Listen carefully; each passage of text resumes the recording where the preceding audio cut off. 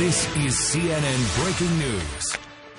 Good afternoon. Welcome to The Lead. I'm Jake Tapper, live in New York. Those stories ahead, but we're going to begin with some breaking news in the world lead concerning the so-called Taliban 5. You may recall those are the 5 individuals that the Obama administration traded last year for captured American Sergeant Bo Bergdahl. We are now learning that at least one of these men has returned to a life of terrorism. The swap was controversial at the time for many reasons, including allegations that Bergdahl deserted his post, plus the fact that the swap was done without notifying Congress as required by law. And now, this. CNN's Barbara Starr is breaking the story right now on The Lead. She joins us live from the Pentagon. Barbara, what happened? Good afternoon, Jake. Several U.S. officials now confirmed to me that they do indeed suspect that one of the 5 detainees has returned to militant activity. Here's what we know. The U.S. conducts a classified program to monitor all of their communications. All 5 of them are in the Middle East, Persian Gulf country of Qatar. Their communications monitored by the U.S. intelligence community. In the last several months, one of them now has popped up.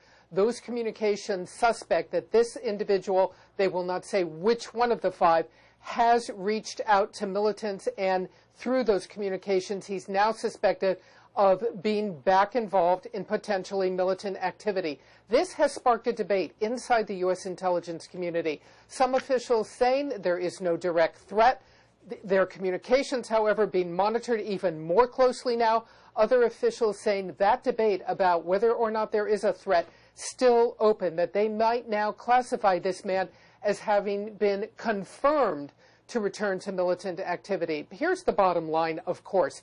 Of all of the detainees released, about 17% of them do return to militant activity. That is known, that is reported to Congress, that is understood. There's always a risk. But now, in this case in particular, a potential political firestorm for the White House. As you say, Jake, the release of these 5 men in exchange for Bergdahl was controversial enough, and the Pentagon clearly stepping up the release of more detainees each and every month now, trying to get as many of them out of Gitmo as possible because the White House wants to close that facility down. Jake? Barbara Starr at the Pentagon, thank you so much.